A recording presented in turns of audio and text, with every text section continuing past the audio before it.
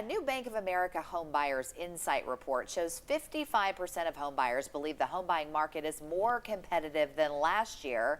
If you can believe it, we sound like a broken record around here. So we brought in Bank of America Knoxville Market Executive Lina Kornmeyer to talk about buying a home within your comfort zone. Good to see you. Good morning. All right, so we're not talking just about first-time home buyers. This applies to everyone. Everybody, everywhere now. Okay, yes. So if you're looking for a new home, where do you start with the budget? So as always start with the budget. First thing, before you even start looking at a home, falling in love with your dream home, you really want to sit down and think about what you can actually afford. Even if you've already been pre-qualified, you kind of want to look at, okay, what is going to be comfortable for me to pay in a monthly mortgage payment so that you're not having to forego other important financial goals.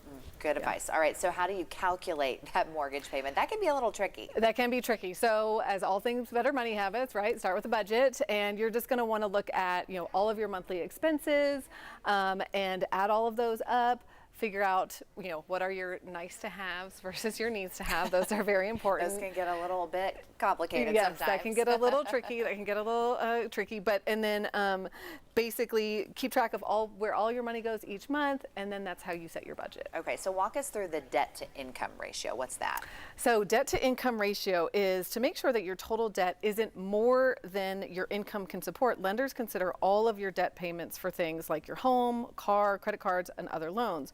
A good rule is to plan for debt payments less than 36% of your total gross monthly income. Some lenders may allow a little bit higher debt to income ratio to maybe consider some cash that you may have on hand as well. All right, so what makes up a monthly mortgage payment? Monthly mortgage payment is going to include obviously your payments and your interest, your principal and your interest, okay. But then it could also include your taxes and insurance. There's also something called private mortgage insurance, PMI, which is if you put down less than 20% of the total value of your home, you may have to have private mortgage insurance, so PMI, and then PITI is also how we abbreviate the other one, so principal, interest, taxes, and insurance. Okay, so a lot more than just that house payment. Yes. How can you get more house for your money right now? Is that even a possibility? I mean, I think it's a great dream to hold on to, for sure. Couple ways to reduce parts of your mortgage payment and get more house for your money. Like we said, PMI is generally required if you put down less than 20%. So to avoid PMI, work on really banking some more savings, and that way you can put down more than 20%, right? That's a great way to reduce your mortgage payment. Another factor in your payment is your credit score. So really work on getting your credit score as high as you can. Put in the work on increasing your credit score. We've talked about that one before, and that can help reduce your monthly payment as well.